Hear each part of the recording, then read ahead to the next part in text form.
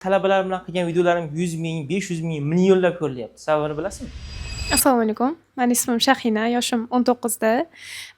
SMMga kirib kelishim 2-3 yil oldin qiziqib yurardim. Najot ta'limga kelganman, kurs boshlamoqchi bo'lib 2 yil oldin. O'sha paytda kompyuter olib berishgan, hamma narsa qilishgan, lekin kela olmaganman. Nimadir vaziyatlar to'g'ri kelmay qolgan. Qayerdansiz o'zi? Navoiy viloyatidanman. Ota-onangiz nima ish qilishadi? Bu yerda hammamiz oilaviy ko'chib kelganmiz, tadbirkorlar. Bu yerda o'qiysanmi biror joyda yana? Ha, transportniy universitetda o'qiyman. Qancha kurs? 1-kurs. Qaysi yo'nalish? Marketing. Ha. Transport universitetida marketing yo'nalishi bormi? Shu yil ochildi, masofaviy deb bizaniki. Ha, masofaviy. Yaqinda diplom haqida bir video chiqardim, noto'g'ri tushundi ba'zilar. Oliy ta'limga qarshi odam emasman. Oliy ta'lim o'qish kerak degan odamman. Lekin diplom uchun oliy ta'lim o'qimaslik kerak deb hisoblayman. Agar shunchaki diplom kerakmi? Ya'ni siz tashqaridan ko'rik olmoqchisiz, biror joyda ishlab, tajriba orttirib, misol uchun deylik-da. Lekin aytyapsiz, kelajak uchun menga diplom ham kerak deyapsiz. Va oliy ta'limdan qanoatlanmayapsiz. Misol uchun aytmoqchiman-da, hamma har xil, lekin bu joyda bunaqa o'rinda eng zo'r masofaviy ta'lim. O'sha diplomni beradi. Eng to'g'ri qarorim ham shu bo'lgan deb o'ylayman. Hayotingizdagi eng yaxshi qarorlardan biri. Da, shunaqa deb o'ylayman. Hozir bu yerda Toshkentda o'quv markazida ishlayman. Ingliz tili o'quv markazida call centerda ishlaganman. Shu paytgacha 1,5 yil ishladim. Keyin ofis menejerlikka o'tganman hozir. Nega aynan marketing? Qiziqishim shu bo'lgan, ijtimoiy tarmoqlar bilan o'zim qiziqib, o'rganib borganman. Ijtimoiy tarmoqlardagi yangiliklarga ko'proq qiziqardim. Masalan, qanaqa bo'lish so'rash qo'yishyapti, qanaqa buncha prosmotr yig'ishyapti, nima uchun bularning videosida prosmotr ko'p, menikida kam deb keyin shu sohaga shunaqa kirib kelganmiz. Nima uchun prosmotr ko'p bo'lar ekan, menga ayta olasizmi? Istalgan bir kontentda prosmotr qanday qilib tabiiy organik ko'paytirish mumkin? Menga javobini aytingchi. Bu birinchi o'rinda planingga bog'liq. Videoni yoki o'sha boshdagi hukini to'g'rilab ola olmasa, o'sha anaqa biznes yuritayotgan odam. Mana foydalanuvchi ko'ryapti, tasavvur qiling, shu videoni foydalanuvchi ko'ryapti. Oddiy, sodda tilda tushuntirib bera olasizmi? Masalan, bu videodan siz o'zi odamlarga nima bermoqchisiz? Birinchi eng boshda glavniy shuni tushuntirib o'tib ketishingiz kerak. Masalan, boshda salom alaykum qilgunizcha o'sha odamlar suzib o'tib ketib qoladi Instagramdagi videolarga. Keling, men o'zim sodda javob beraymi? Qachonki istalgan bir kontent 4 ta savolga javob bera olsa, u video uchadi. Birinchisi, nima uchun bu videoga like bosishim kerak? Masalan, bitta video kontent tayyorladingiz, to'g'rimi? O'zingizga savol bering. Nima uchun bu videoga like bosaman? Buni tashqi ko'z bilan ko'ra olishingiz kerak. Ikkinchisi, nima uchun bu videoga izoh yozaman? Uchinchisi, nima uchun bu videoni ulashishim kerak? To'rtinchisi, bu video nima hissiyot berdi? Agar har bir video shu 4 ta savolga javob bera olsa, uchadi. Endi oddiy savol aytaman. Nimaga men talabalar bilan qilgan videolarim 100 ming, 500 ming, millionlab ko'rilyapti? Sababini bilasizmi? Ha, shunga imla qiziqib izlanuvdim. Ustozimdan ham so'ragandim.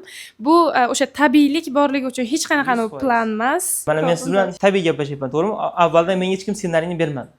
Sizga ham hech kim ssenariy bermadi. Mana shu eng katta sabab. Insonlar Instagram algoritmlari o'zgaraveradi, doim, lekin bitta muhim qoida bor. Sun'iy intellekt davrida insonlar professional kontentlardan, yolg'on ma'lumotlardan, ya'ni qanaqa o'zini boy ko'rsatishlari, qanaqadir restoranlarga borishlari, gullar berishlari emas, insonlar o'zini hayotini ko'rmoqchi bo'lyapti Instagramda. Xuddi shunaqa video qiling uchadi. Ota-onangiz nima ish qilishadi? Oyim tikuv sexlari bor. O'sha kiyim-kechak ishlab chiqarish O'zbekistonda bozorlarga tarqatishadi keyin. Tadbirkor. Dadangizlar nima ish qilishadi? Taksist. Kim to'layapti kursingiz pulini? 2 oyni o'zim to'ladim. Qanday qilib? Keyin ishxonamdan. Rejalar qanaqa bo'lyapti bu yog'iga? Keyinchalik O'zbekiston o'rta bozoriga 1,5-2 yil davomida SMMchi bo'lib ishlab yurib, Hop, qanday qilib ishga kirmoqchisiz? marketingda ishlaydigan anaqa bor, kanal bor. Yaqinda bizga ustozimiz ham bitta aytuvdilar, shogirdingiz Sadriddin akani anaqalari ham bor. Ularga obunaman. Bu yoqdan ko'rib, to'ldirib. Hozircha to'ldirib ko'rganim yo'q, chunki o'zim ishxonamda. Hozir to'rtinchi oyda ekansiz. Sizda vakansiyalar topish bo'yicha aniq reja bo'lishi kerak. Eng zo'rini aytaymi? Eng zo'ri marketing bo'yicha musobaqalarda qatnashish va networking oshirish. Siz sohadagi odamlar tanish kerak va tajriba olish uchun hamma narsaga tayyor bo'ling boshida. Marketing bo'yicha hozir mutaxassis juda ham ko'p. Yetarli darajada bor. Avvallari biz SMM manager, community manager, keyin copywriter, har xil lavozimlarga odam olardik. Bugun lavozimlar o'zgarib ketdi. Bizga bugun content maker kerak. Tushunyapsizmi? Team leader kerak. Hatto oldin operator alohida, montajchi alohida olardik. Hozir videograf kerak bo'ldi. Operator, videograf kerak hozir. Jarayonlar tendensiya o'zgarib ketdi. Mana hozir content makerda o'zi bo'lsa bo'ldi kompaniyada yetadi. hamma chatbotlar orqali izohlarni avtomatlashtirib qo'yish mumkin. Yaqinda mana Salom AI chiqadi. Salom AI. Ishlatib ko'rishni tavsiya qilaman. Marketologlar uchun o'ta zo'r instrument. Tayyor. Hamma narsani qilib beradi. Siz o'rningiz savolga javob berib, sotuvgacha bo'lgan jarayonni amalga oshiradi. Raqamingiz bo'lsa, kerak bo'lsa Bittrex 20 turga avtomatik o'tkazib beradi raqamingizni. Shu darajada. Oyiga qanchadir summa. O'zbeklar o'zimiz yigitlar tomonidan qilingan. Salom AI. Zo'r produkt. Menga ishga kirishingizni aniq tushuntirib bering.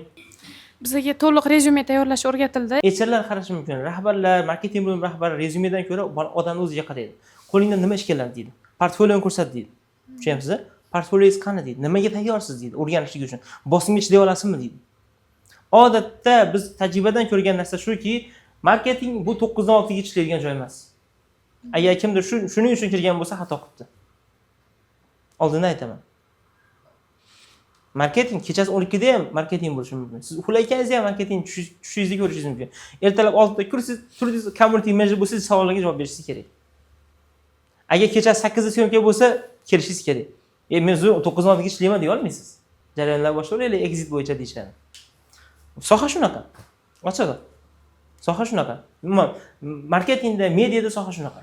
Kechasi 12 da ham syomka bo'lib qolishi mumkin. Safarga chiqishingiz mumkin. Ko'p jarayon bo'ladi. Marketing bu yangiliklarga har doim ochiq bo'lgan insonlarning joyi. Yangilik har doim siz o'rganishga majbursiz.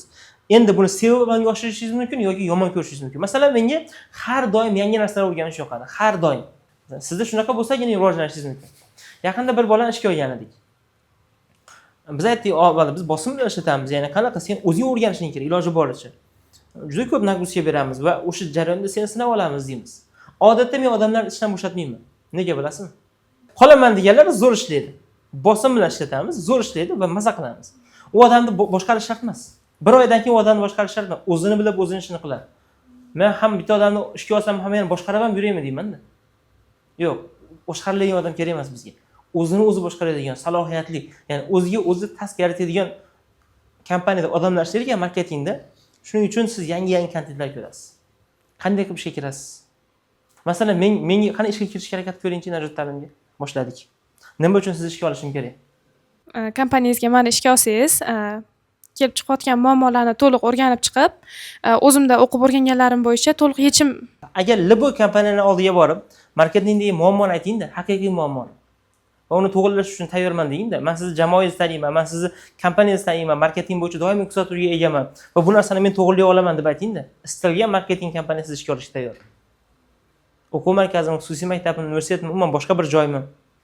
Ertaga kursni tugatasizlar.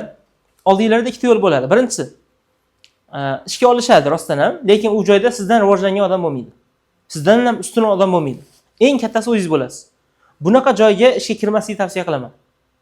Kim ishlasin bunaqa joylarda, siz tajribali odamlar ishlasin. Sizga oylik kam berilsa ham, agar ish vaqtingiz ko'proq bo'lsa ham, sizni ustingizda mentor bo'ladigan loyihalarga ishga kiring. U joyda 2-3x tezroq o'sasiz. Qo'rqmasdan aytaman, tajribadan o'tgan. O'sha odam va yana bitta narsa, mentor bo'lgan odam sizga inson jihatdan ham, insoniylik jihatdan ham, kasbiy jihatdan ham ustunroq odam bo'lsin. Faqat kasb o'rganaman demang. Iloji boricha topayotgan ustozingiz axloqi ham yaxshi bo'lsin. Hamma unga havas qiladigan insonlardan topinglar. Men ustozlarga o'xshagan, Abdosovga o'xshagan juda yaxshi yigit. Loyihalarga kirishga harakat qilinglar. Yoki o'zim bilgan juda ko'p yigitlar bor. Sadriddin, Mardon, Shavkatjon, Jahongir. Ular o'zlarining kompaniyalari bor. Shularga harakat qilsanglar, ular sizlarni zo'r o'stiradi. Chunki o'zimni tajribamni topgan yigitlar bular. Qanday qilib odamni rivojlantirish mumkinligini bilishadi. Juda ham yaxshi. Ota-onangizga rahmat, qo'llab-quvvatlab o'qitayotgani uchun va sohada haqiqiy mutaxassisga aylaning. Najot ta'lim. Najot ta'lim.